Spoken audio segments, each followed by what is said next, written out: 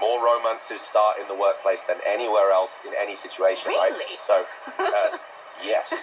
Statistically, it's true. At least in the UK, I found this. I imagine that it's probably the same in China as well, but maybe not. Don't know. Yeah. He's stressful. I mean, it's really like human life in microcosm, isn't it? It's very fast-moving, but faster-paced. So I think that it's very relatable and intriguing. And I think that also they have really well-developed characters in these dramas. You know, a developed, compelling character is one of the most important to have any good story, right? You need to care about that character. And I think that when you have someone in a work environment,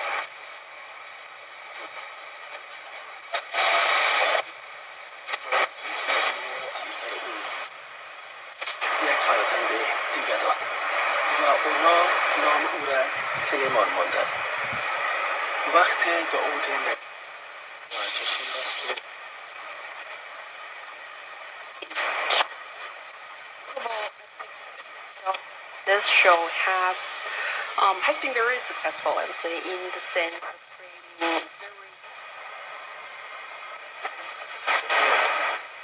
creating what is purely good or bad. There is like no such simple division of people, which actually can be too common in a lot of TV dramas previously being popular or welcomed by domestic market. But now I think increasingly you're seeing more dramas like this. The Queen of the News, they are very good at depicting human beings. I mean, the deep side of each one. I mean, they can be successful at their career, but meantime they can also be struggling with their personal life. I think that's very relatable to individual audiences because that's the true side of life, I would say. So that's why this show has been so popular.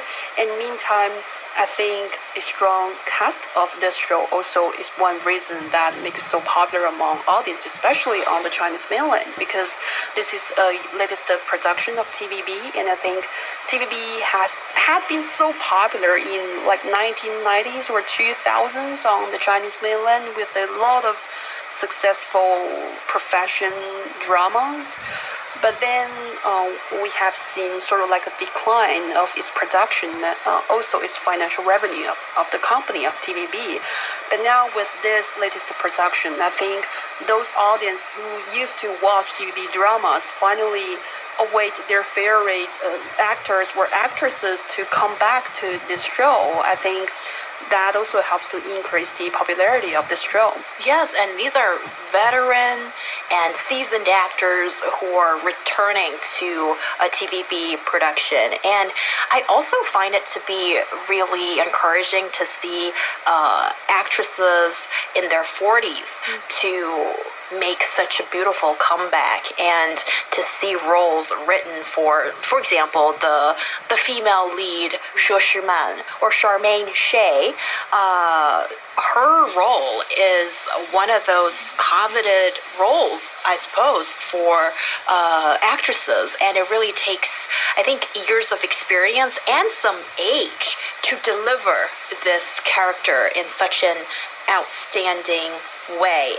Well, I would cheer her on for this actress, but I wonder, like in the show, there are actually a slew of female characters. Do you think they are quite representative of, I guess, the joy, quandary, and, just the laughter and tears of today's working women?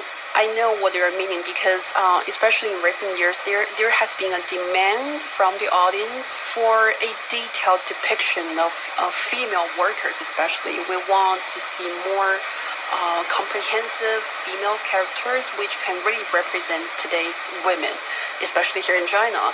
And I think in terms of this show, well, there are different female characters with different personalities, and not every one of them is graduated from top university and has been so smooth in terms of their climbing their career ladder, and they have to sacrifice a lot to achieve what they want. And I think that is quite representative in terms of reflecting the true side of today's workplace or real life, no matter is for female or male.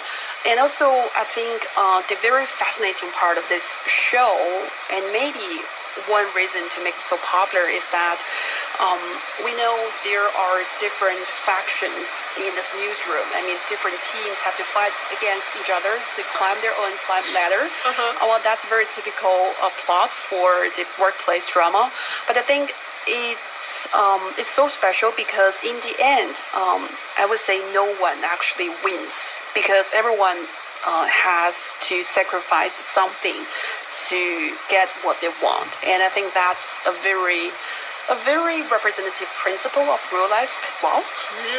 Yes, Li Yi. I've seen so many commentary on what you just said along those lines, as well as sometimes frustration on a whole bunch of so-called career shows or occupational drama series produced in the mainland that simply are not meeting the expectation or requirement of today's audience. And I understand opinions can vary widely, and what might be considered good or not good is subjective. However, here are some of the common criticisms of occupational drama series on the mainland. Number one, overemphasis on romance. And however smart or professional the characters or these roles are supposed to be, and they always fall in love and become dum-dums and behave in ways that are nonsensical, and that is really off-putting for the audience. And also, you simply feel that there's a lack of depth in character development. Yeah, people fall in love, but that's not like the biggest mission when you are at work. Come on. And also cliched plots, stereotypical characters, and perhaps because, when you're a female audience and then you're looking at these female characters and you just want to go in there and shake that woman and wake her up, and it's like, you should be making better choices for yourself. And also I would maybe attribute that to a lack of realism as well. These are some of the criticisms that people have been using as sort of a comparison to this really good show that people are watching right now. And Josh, why do you think capturing the essence of real-life professions in occupational drama can be so challenging? Well, I think one of the challenges you guys illustrated quite well at the beginning of this conversation, didn't you? In that people feel a very deep and personal connection to their workplace and then may quite rightly become frustrated or very critical when this drama isn't accurately enough depicting the realities of that said workplace, right? And so I think that the writers and the producers and the actors all have to sort of balance quite a fine line between making it very entertaining and dramatizing it, making it humorous, and moving quickly, but also being close enough to reality where the audience can truly empathize with those characters. So I think that that's pretty challenging. And I think when it's done well, you can have quite a mundane, boring setting like The Office, which is one of the most successful TV shows of all time. There's both a British and American version. The American version has so many series and so many episodes of it. Both, I would say, equally amazing. And the situation there, The Office is what's consistent. It looks like a real office. And the characters, they dress really boring. They dress the same every day. And all of this is quite relatable. And I think the writers were very smart to do that and not make it too bizarre or abstract. But there's other parts of it that are very strange, i.e. a really weird boss, a really eccentric, strange boss. But the funny thing is that can actually be quite the reality sometimes, right? Bosses can often be quite disconnected from their employees. And I think that although that there's a lot of very crazy things that happen in that series that probably wouldn't happen in reality, the writers have managed to balance that line quite well. But I think that is very challenging and sometimes doesn't happen. And Josh, what a brilliant example you just provided there. And The Office, the original British version, was actually a BBC production.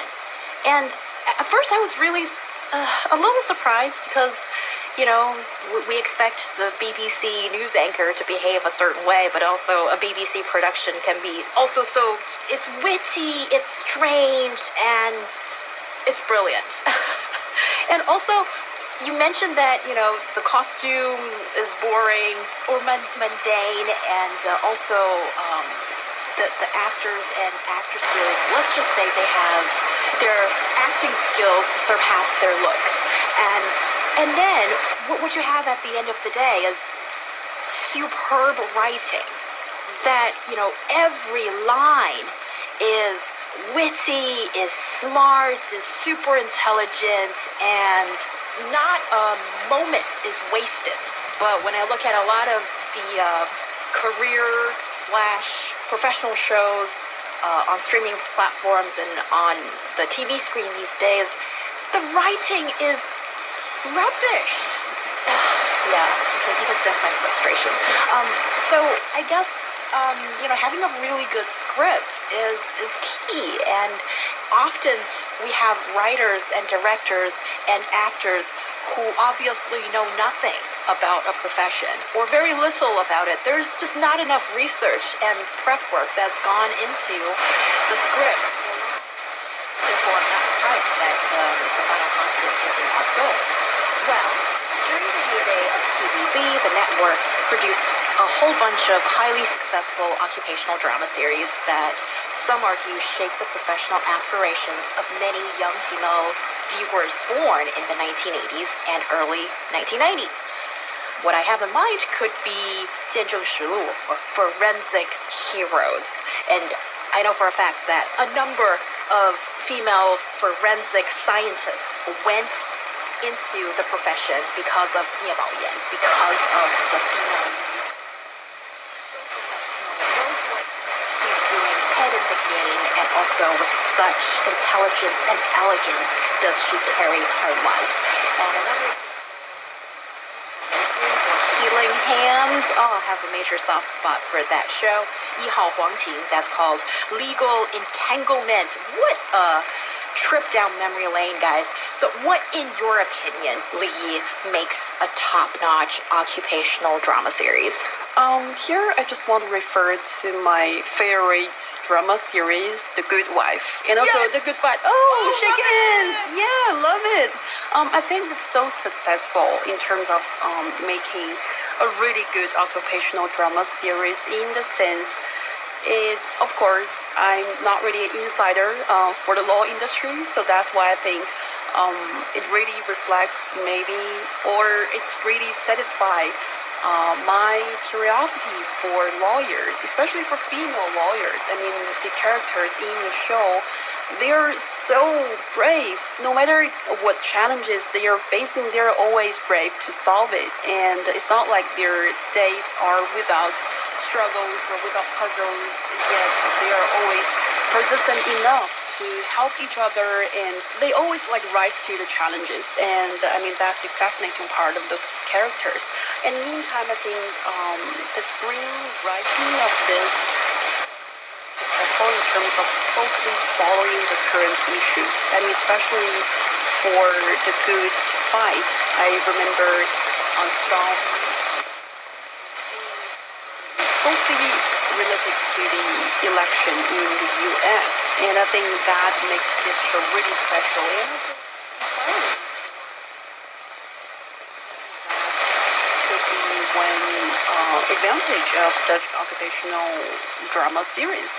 Yeah, definitely. Oh, how can I express my love for Diane Lockhart? Oh, yes.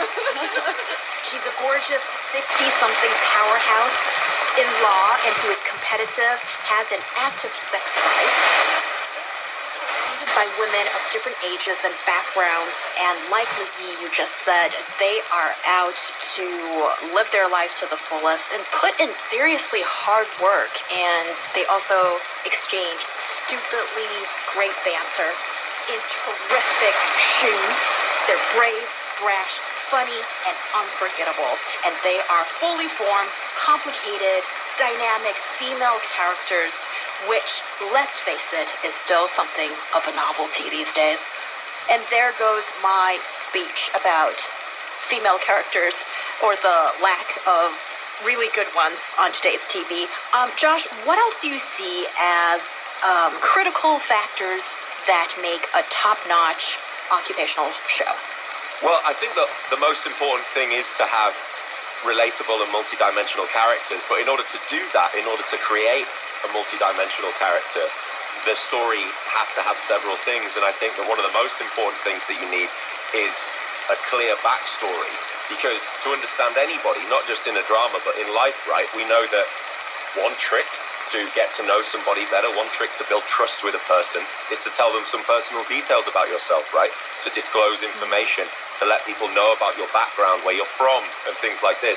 And I think a lot of dramas, they really fail to do this, or they fail to do this in a way that is believable, right? You can have something incredible happen to a character, you can have something devastating happen to a character, but if you haven't seen that they've had a very relatable, or you don't understand where they come from, it's very difficult for the audience to care about them. So I think especially when it comes to dramas about the professional world, if you see a high-flying lawyer earning loads of money and winning all these cases, and then suddenly they have a terrible boss, and the boss is awful to them, and then they can't sleep for 3 days because of the stress of work.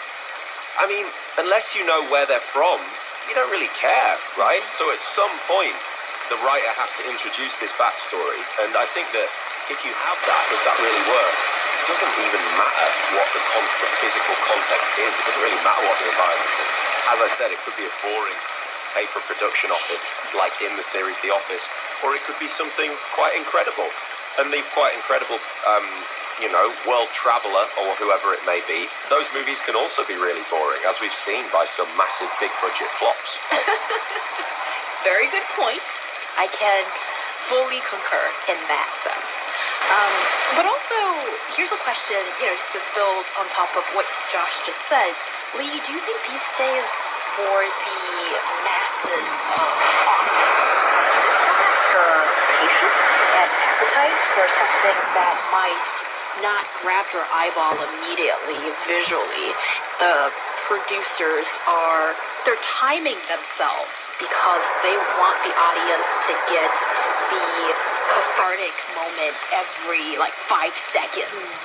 Otherwise, they're afraid they're going to lose your eyeball time. Does that produce good shows? Well, I get your point. Actually, when I was researching about the show, I saw the producer of this drama.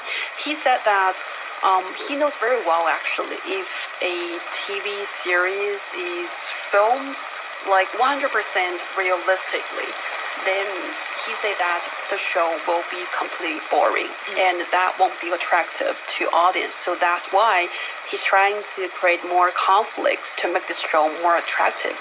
Write down your criticisms, the stuff you're not satisfied with on social media, vent it out after you've watched the thing, or just multi-screen at the same time. And that brings us to the end of today's roundtable. Thank you so much, Josh and Li Yi, for joining the discussion. I'm He Young. We'll see you next time. Are you interested in learning Chinese? I always tell my students that listening is the key to mastering the language. Check out Takeaway Chinese, where you can start learning the language quickly and enjoyably. No matter if you're a rookie or a sophisticated Chinese learner. 我来北京5年了，我是本地人。 There is definitely something that will interest you. Check out Takeaway Chinese.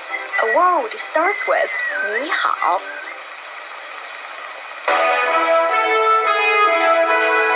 中国国际广播电台华语环球，中国不远，就在耳边。